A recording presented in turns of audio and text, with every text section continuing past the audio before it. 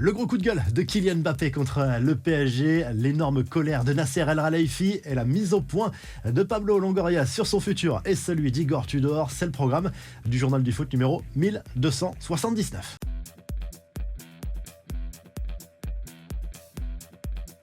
De l'électricité dans l'air entre le PSG et Kylian Mbappé. L'attaquant parisien n'a pas du tout apprécié la publication d'une vidéo pour la campagne de réabonnement du club parisien. Une vidéo dans laquelle il apparaît comme la seule star mise en avant. Pas de Neymar à l'horizon, Messi apparaît un quart de seconde. Le problème, c'est que visiblement, l'attaquant des Bleus n'était pas au courant que cette séquence allait servir à ça. On le sait, lui adore maîtriser totalement sa communication de A à Z. Forcément, c'est un couac de communication et Nasser El Khelaifi serait furieux d'ailleurs et serait prêt à prendre des dispositions par rapport au service de communication. Nasser qui aurait même appelé directement le joueur pour présenter ses excuses selon certaines sources. Et du côté espagnol, cela fait bien rire les médias évidemment. Certains grossissent le trait comme d'habitude à l'image de l'émission El Chiringuito qui parle carrément d'une crise entre le PSG et son attaquant. Les infos et rumeurs du mercato, la mise au point de Pablo Longoria sur son futur, comme Igor Tudor, le président marseillais,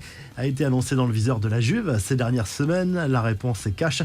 Jamais je ne quitterai l'OM. Déclaration de Longoria lors d'un entretien au journal Le Figaro. Le dirigeant olympien s'est montré beaucoup plus évasif en revanche sur l'avenir du coach croate, même s'il souhaite poursuivre l'aventure avec lui la saison prochaine. Longoria a également parlé de Vitinha, recrue star du dernier mercato hivernal, mais qui ne joue quasiment pas. Il réclame du temps avant de juger l'international portugais.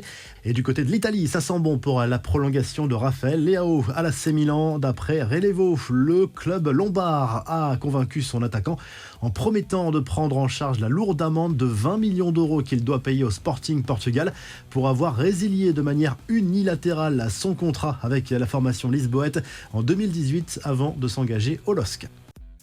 Les infos en bref, Toulouse en plein bonheur, le TFC s'est qualifié jeudi soir pour la finale de la Coupe de France et c'est une première depuis 66 ans pour les Toulousains qui ont arraché leur billet pour le Stade de France grâce à une victoire face à Annecy, club de Ligue 2, 2-1. La finale, ce sera face à Nantes le 30 avril prochain.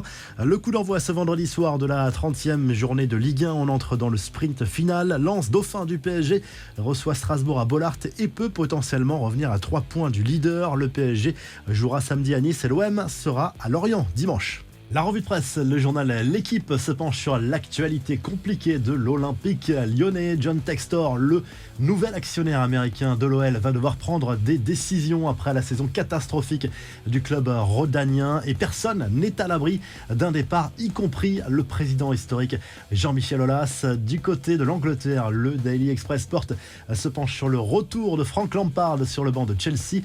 Il a signé jusqu'à la fin de la saison et a priori il partira ensuite. Il a déjà été sur le banc des Blues entre juillet 2019 et janvier 2021 et ça s'était mal terminé pour l'ancien international anglais. Par ailleurs, les Blues auraient contacté Marcelo Gallardo pour la saison prochaine. Et du côté de l'Espagne, le journal Sport se penche sur le futur mercato estival du FC Barcelone et en plus de Lionel Messi, le Barça veut recruter Bernardo Silva, l'international portugais de Manchester City, toujours dans le viseur de Joan Laporta. Le Brésilien Vitor Roque est également visé. C'est un jeune prodige qui joue dans le championnat brésilien et on parle aussi de Pierre-Emerick Aubameyang pour un retour en Catalogne. Si le journal du foot vous a plu, n'oubliez pas de liker et de vous abonner. On se retrouve très rapidement pour un nouveau journal du foot.